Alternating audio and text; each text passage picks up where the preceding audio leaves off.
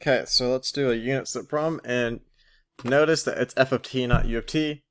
And there's a reason for this, because we are going to describe f of t using the unit step. Alright, so this problem, I don't want to give you guys the most basic one, because a lot of times we know how to solve the basic one using the table, and the formula comes up pretty nice.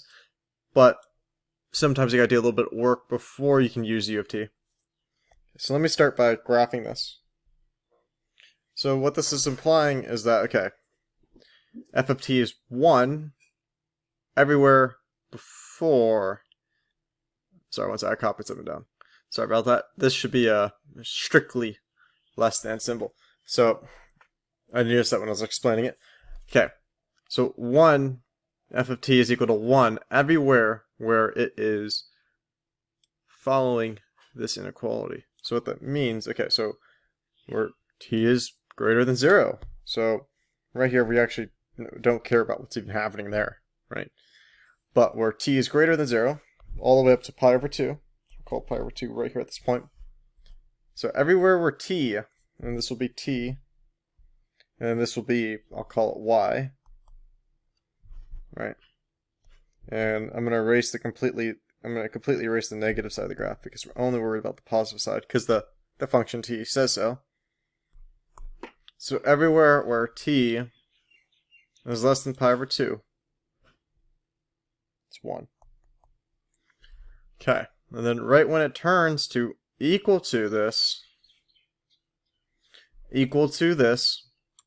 and f of t is equal to negative 1. So I'm going to extend the graph. Okay, and here's negative 1. So I'm going to draw it now. Point. It goes on forever. Solid point. So there we go, filled in finally. So there's negative 1 here, and f of t everywhere past and on pi over 2, it's this. So I ask you a question, I say, can you write a function, a perfect function, that describes this relationship here? And you could say, yeah, I can use it, but all I have to do is use a unit step. So we would say that we can describe this using unit step, where the unit step, the function, okay. Before we do that, let's just think a little bit more. Okay, so it's 1, and then this changes by 2 points, right? So you could say it's a regular unit step, where okay, and normally I'll write out the u of t formula, where it's 0 and it's 1 for t less than 0, and then t greater than 0. This is the unit step formula. We can use this to describe it. So just what is it? Okay, well then it's just our regular, oh damn it, our function f of t is equal to 1, and then it's going to be minus what? What's the difference? You need to multiply the difference here. You need to use that multiplier to talk about the difference. So it's 1, 2. So the multiplier is 2. It's going to be 2 u of what? And we call it u of ct. Okay, what does u of ct mean? C, in our case, c is pi over 2. C is that point. And this, when you write u of c, u of ct, this means u of t minus c. So when you see, oh, okay, damn it, you guys didn't see that. This is the shorthand notation for the u of c thing I'm talking about. I just want to introduce this because this stuff it's kind of different from maybe what you learned in class, or maybe you learned it in class, but yeah. Let's write this out a little bit nicer. So it's going to be minus 2, and then it's going to be u of t minus pi over 2. So this function right here describes this. So this is your right-hand side now. We're going to replace this with the right-hand side. Okay. So now we're going to have y double prime plus y is equal to 1 minus 2 u of t minus pi over 2. Okay. And the way you want to solve these problems is using the Laplace. So we're going to take the Laplace So I like to do the Laplace of just y prime, and then that would be s big Y, s squared times big Y minus y, s y of 0 minus y prime of 0. And we could fill in the gaps. Yeah, I'm breaking it into parts right now. I should state that. I'm breaking it into parts so I can solve it a little bit easier. S squared big Y stays. S minus y of 0, that's s, negative s times 2. Negative 2s. Y prime of 0 is negative 1. Negative, negative, positive 1. Okay, and then we know that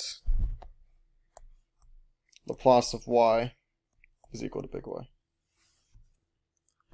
Okay, so if I add those guys together and I factor out the y, it'd be big Y s squared plus 1, and then minus 2s plus 1. And then that's all equal to the Laplace of this guy. Which is 1 minus 2 u of t minus pi over 2. And yeah, we're going to break this up into parts, but I just wanted to stop right there so we can analyze where we're at. And then I'm going to show you guys the formulas. Okay, by the way, I just need to note that I did kind of slightly break this notation here. It should be strictly. My bad on that. Small thing, but it's important. It's important to analyze your mistakes. Okay. So, let's just first analyze Laplace of 1. And then I'll show you guys the table now. Yeah, I just had the table up here. Okay.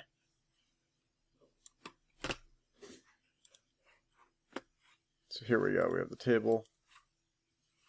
And I need to zoom out a little bit. Okay, there we go. We see that the Laplace of 1 is 1 over s. Okay, what else do we see?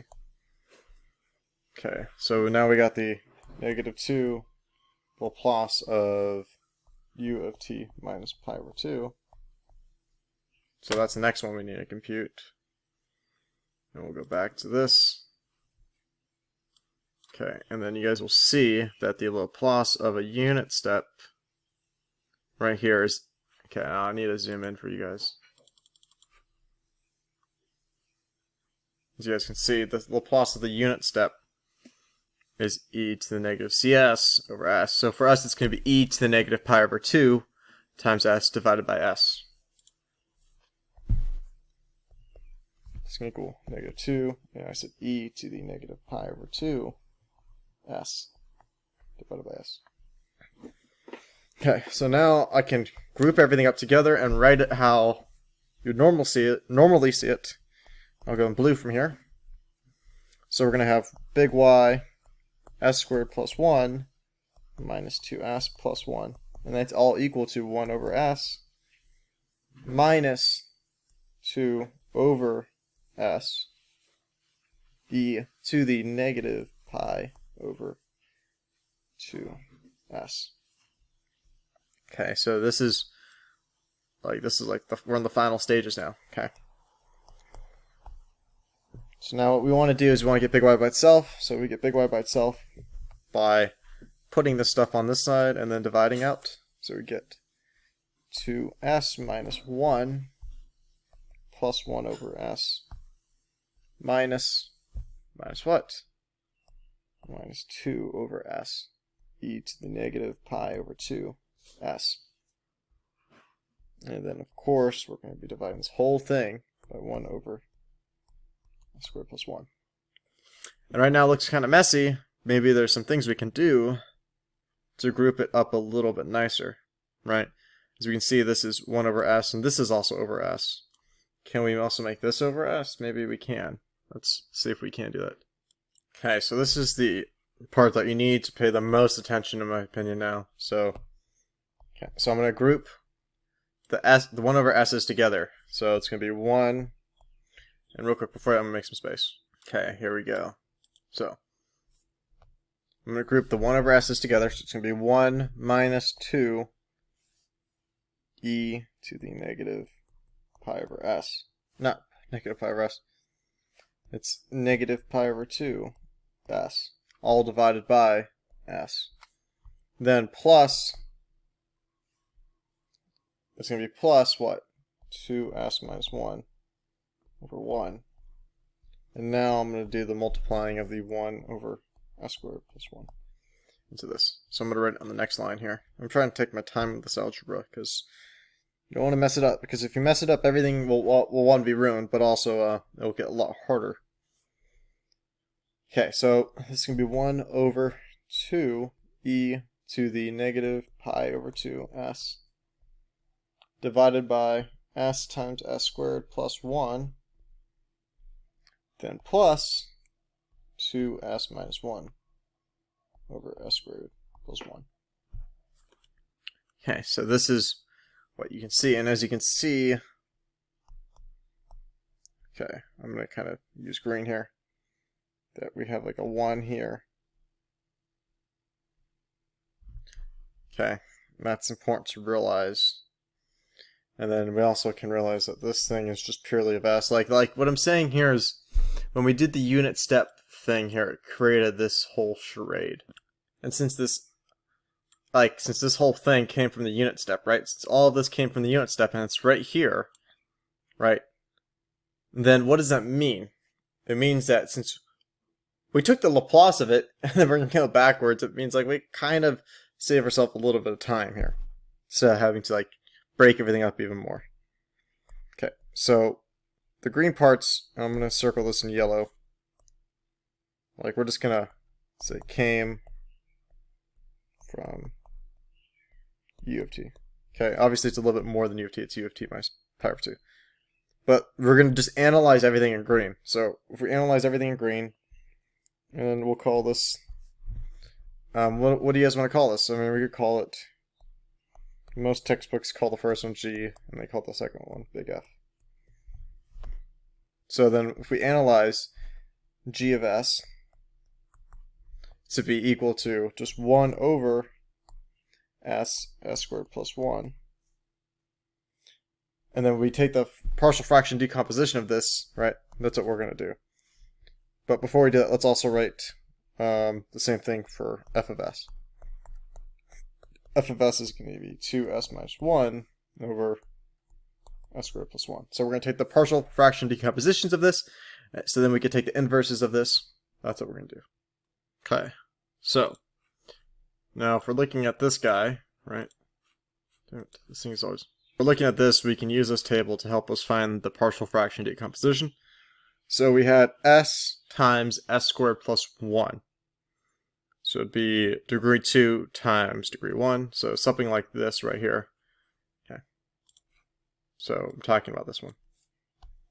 So this is going to equal to a over s plus bs plus c s squared plus 1. Okay, and then what can we say from here? Okay, well then we know that basically 1 is going to equal to a times s squared plus 1 plus bs plus c times s, right? All I did is just times things out, times everything by this, and I wrote it over here. Okay, so then we see that 1, okay, and this is like a trick we can do, is we can ask a question, or we could just solve it normally. But we can think, what if s was 0? If s is 0, then 1 is equal to a over a times 1 plus, and then this would be what? This would be 0. Okay, we see a is equal to 1. Okay, so that's nice. And then we say if, right, so just think of a situation where something can come out to 0 real quickly. That's what we're trying to do here, really. And we could go for like the rest. We could plug stuff back in. So if s is equal to 0, then let's think of another way. Another thing we could do. What if we do, like, we could just do s is equal to 1, because we already found all the constants. So if s is equal to 1, then we get 1 is equal to a times 2 plus b plus c, right? Because s is equal to 1. And then we know that a is equal to 1, so it's just 2 plus b plus c. In other words, b plus c is equal to what? Well, b plus c is going to equal to -1. Okay. I need to make more space again. Okay. So we're going to do the same thing, but over here now. So, like, what I'm doing is I'm just picking random numbers. You don't have to pick random numbers. You could solve it the regular way. I mean, you could always do it that way, but this is another way to do it that I learned and I like now. Okay, then we get to say if s is equal to what? Just pick any other number besides 0 and 1. We already used that. We could pick, we'll pick -1. Why not? So we get 1 is equal to a times 2 plus, and then it's going to be -b plus c times -1. And then we know that a times 2 is 2, because a is 1. And what do we get here? Okay, so I'm going to factor out, I'm going to do the negative whole thing. I'm going to factor in the negative, plus b minus c. And then we get b. And we could write, why don't we just solve for b right now? Like, why not? Actually, no, we should not. We get -1 is equal to b minus c. So we have b minus c is equal to -1, b plus c is equal to -1. Why don't we add those two guys together? So I'll go plus, where the plus here? Plus -1 is equal to b plus c. So we add these guys together, we get -2 is equal to 2b. b is equal to -1. Right, and if b is equal to -1, then we can go back and we could just say, that -1 plus c is equal to -1, and we see that c is equal to 0. Okay, so we have everything we need for this, and I'm going to write it up here. Okay, but before I write it, let me make this clear, that whatever I write, it's g of s, right? Okay, so that's why I needed to break into parts to make that part explicitly clear. Okay, you need to make it explicitly clear that this is g of s, not f of s. Okay, g of s, right, it's going to be, well, what's our fraction decomposition form, right? Here it is.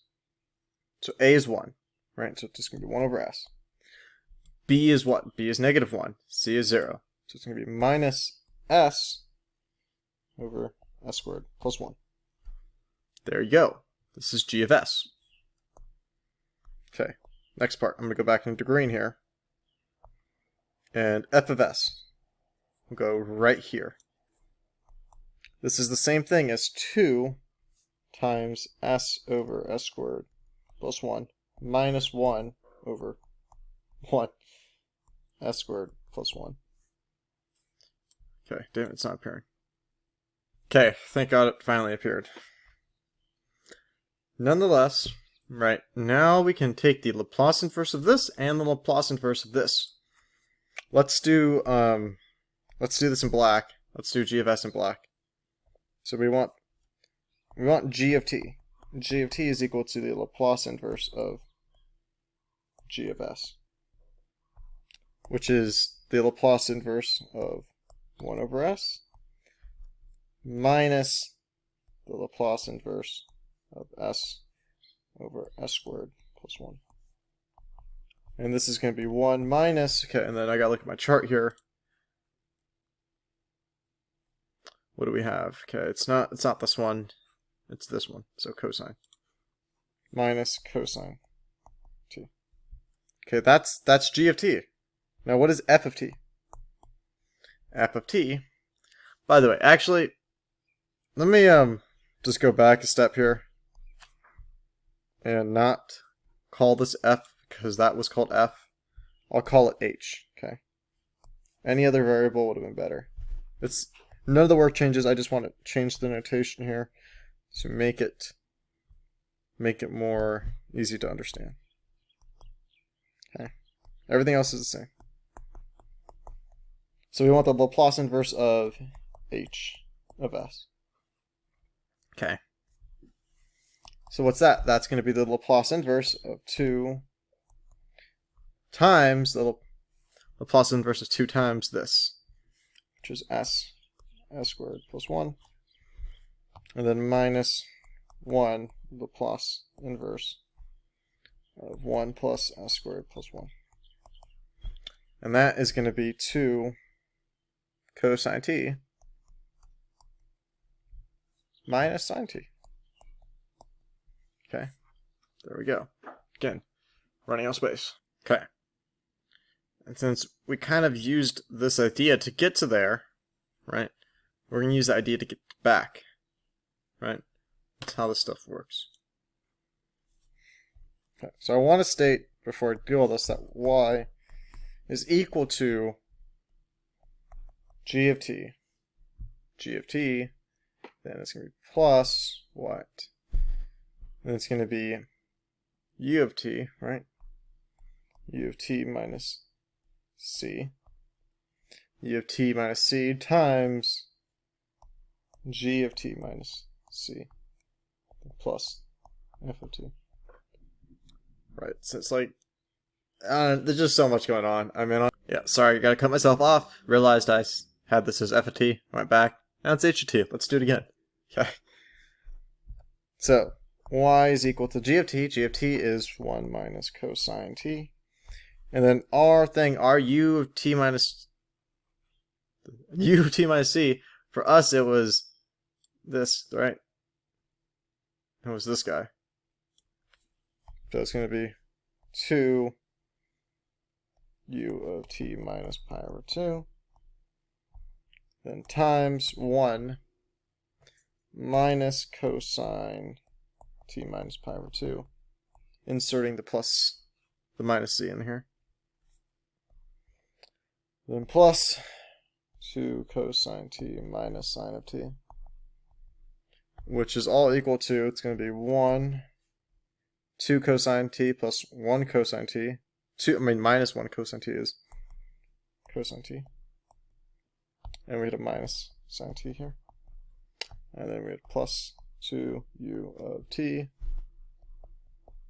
minus pi over 2. And then we had 1 minus cosine t pi over 2, shifting theorems, right? That's how it works. We can write this as 1 minus minus, 1 plus sine t. Here's your nicest little answer you can get. Lots of information, lots of work. And yeah, I hope you caught it. -1.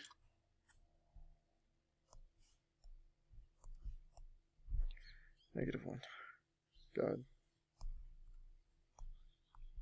There we go. Consider subscribing and liking if you found this video interesting or helpful. Leave a comment. Just leave any comment, just so I could, get this video pushed up the algorithm.